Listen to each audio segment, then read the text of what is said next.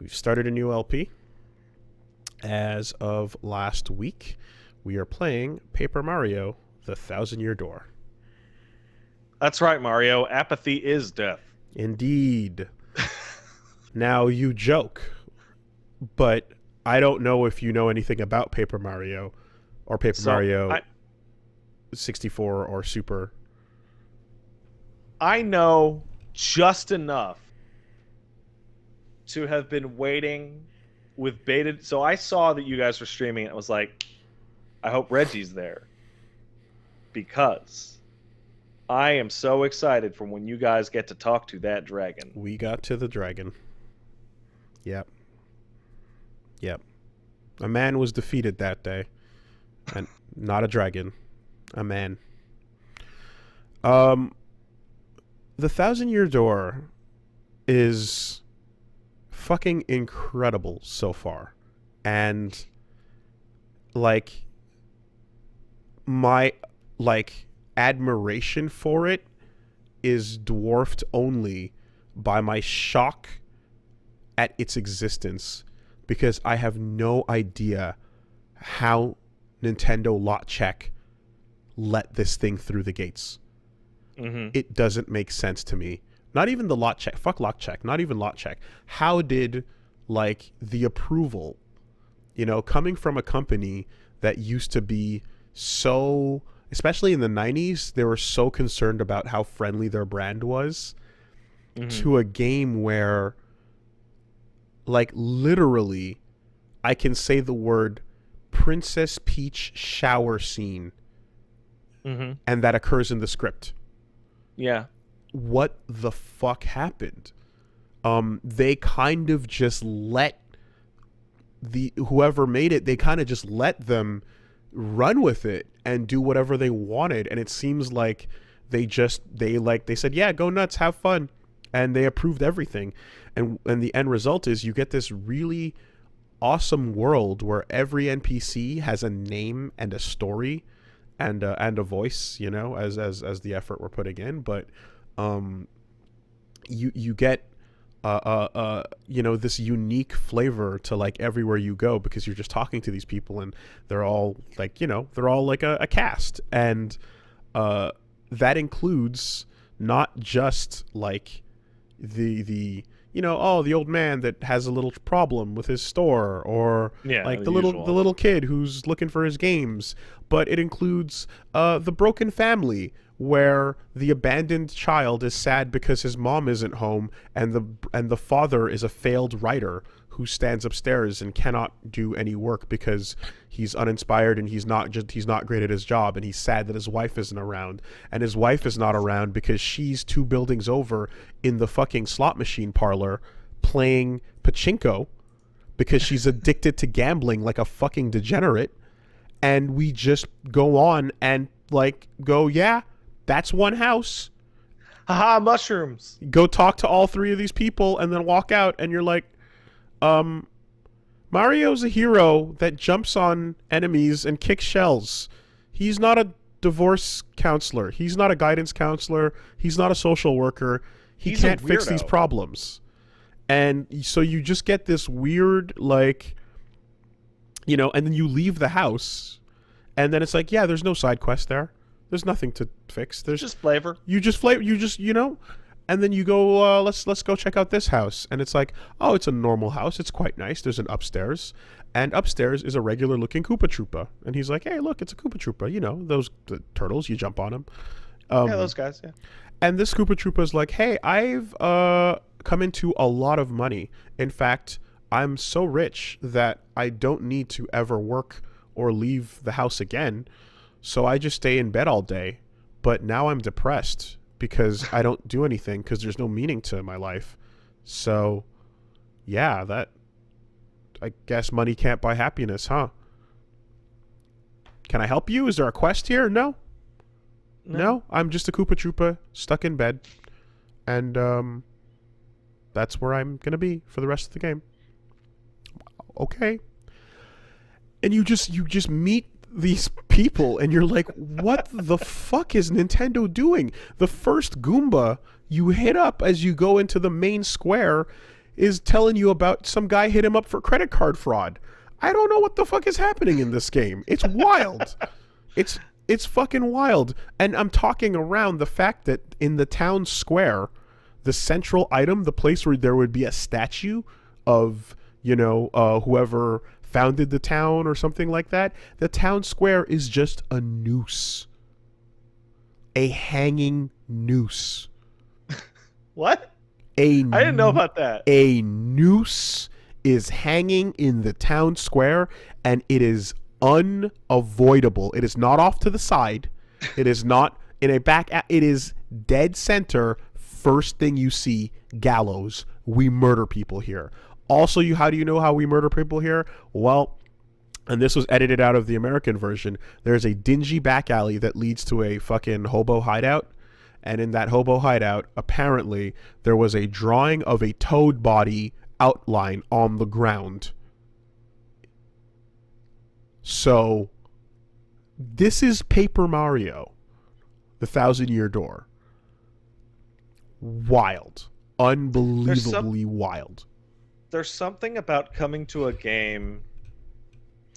So it's ironic because I've never actually played 1,000-Year Door myself, right? But it's one of those things that I was into the Superstar games on the GBA. Those RPGs. Those were great. Weren't nearly as good as 1,000-Year Door, apparently, but they're great. And there's something about the experience that you're having where you are many years late, this GameCube game, right? Mm-hmm. And you're playing this game, which is a beloved classic, and it's not the situation where you're like, oh yeah, it's pretty good. Like, no, you are discovering that it is still a beloved classic. Like, it's great, right? Mm-hmm. And it is tinged likely with the fact that this is a game that makes people depressed because after it came out, Nintendo said no more of that. And as I see, I understand the reaction from Nintendo to violently swerve the car back onto the road makes perfect sense now. It's fucking crazy how far it went the other way, and it was incredible. And Nintendo went, all of this needs to go, and they cowarded the fuck out. And now I get it. Now I get it. It came down so hard that it wasn't just write whatever you want. It was no new characters. Nothing. Ever. It fucking obliterated... What? It obliterated the combat system, which, if I can stop to say, is wonderful. Yeah, it's great. It is Mario RPG, which, again, I only play... Like, I think... I didn't play much of Superstar Saga. Like, I think I just started it out. So, really, I can say my only experience prior to this is 7 stars. And it really just takes, the... it's an RPG system. You have a jump, you have a hammer, you have specials, all that stuff, and you and your partner can do your attacks. But then it adds these extra layers to it where, for one, the entire thing is set on a stage, so you are performing for a crowd, and the better you perform, the more stylish you are, the more people come to watch the play. So already there's a style system in place. It's a natural extension of the Mario 3 on stage idea. The curtains, right? The curtains, yeah. Exactly. Second, there's stylish moments or stylish moves where you can add flourishes to your RPG attacks. So, you can go do your command jump and time it to keep jumping. Well, like now, there's little things where you can flip off of it and do like a dismount, or you can do like a body splash in midair, and like all these little perfect moments of timing. Or on defense, you can dodge or parry attacks with perfect timing. And in fact, the parry is like a 3-frame thing, so I'm like, that great. All of that is happening, and the stage can sometimes, the props on stage can collapse on you. Like, lights on the stage can fall on you, in addition to the fight playing out the way it is. It just has this really fun loop of, like, there's a lot going on in combat. And it seems like there's a badge system where it's essentially the I think it's badges in... I believe it is, yeah. No, but in Hollow Knight? Yeah, well, it's badges. Badges. It's like that. Badges in Hollow Knight, right? Extremely similar here. I think it was also badges in the GPA games. Okay, so yeah, you are putting the badge system into this game where you just add functionality to your character. You add a move list. You add stuff. Everything is in the form of badges, and these charms, right, are things that you can choose to like increase how much how much capacity. So you can level up your life, you can level up your MP, or you can level up your equip load, essentially. You know, and the equip load for me is like the way to go because I want more abilities, I want more moves. So yeah, it's so well done. You know, your partners are these brand new characters unique to the Mario world that like, you know, they have backstories. Die rooted. as soon as credits roll. I mean, Or this just is shot with a gun in the back. It's crazy because, you know, you would think that like this game could add the longevity to the franchise, that like by taking these risks you can create a whole cast that could show up in every sports game, you know, every future Mario event where you need a whole bunch of random characters to show up. You've got a giant roster of fun people to pick from in Thousand Year Door, you know. And one thing I will say is playing through it, doing all these voices with Reggie as well, like it's putting my throat to the test. I'm desperately in need of water more than ever before, and it kind of sore sometimes because, you know, you gotta go into all these different voices as you play. It's one of those games. It's almost like Undertale, where it's like, what are you gonna do? Not voice act it as you play it? Come on, you know. You kind of got to. You kind of have to. So,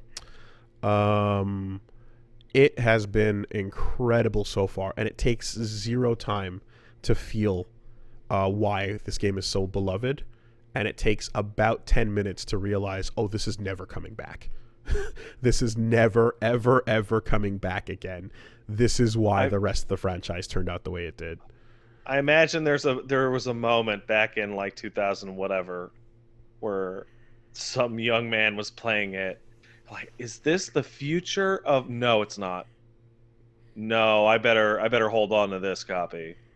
Yeah. Because Nintendo will probably try and take it away from me. I mean, it's crazy because like that was like, if they didn't cower it out, like, and I mean they kept making them, clearly. I mean, there's a new one coming even, right? So, but it's like this is a whole franchise that like you have a living RPG franchise. Like, if you want it to be. I just took a look on a whim, and like they've never re-released it for anything. Only the original. There's no DS version. There's no 3DS version. Well, I will say this. Just bury it. As far as GameCube games go, this game, once you hit the little, there's a little switch on the back of your GameCube. That's the HD switch. Oh, that one? Yeah. Mm-hmm. Once you hit the HD switch on the back of your GameCube, this game looks fucking gorgeous, man. Oh, I bet. Because it's a bunch of flat sprites, you know. I'm gonna go pull up WoolieVersus right now. Bunch of flat sprites running around, and you know, they look sharp. They look great. You just gotta make sure you play it with that HD button. It's important.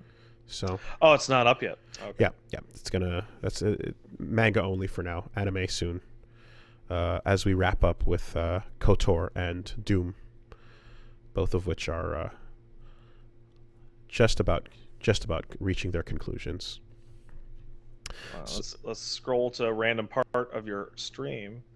Well, that HD switch really kicked it up. It looks really pretty. That's crazy. Man. A lot of people don't know about the Switch, but you should really check it out. Well, anyway, it's sprites and simple polygonal backgrounds, really HD up nice. They do. It's you know, it's just art. It's just art.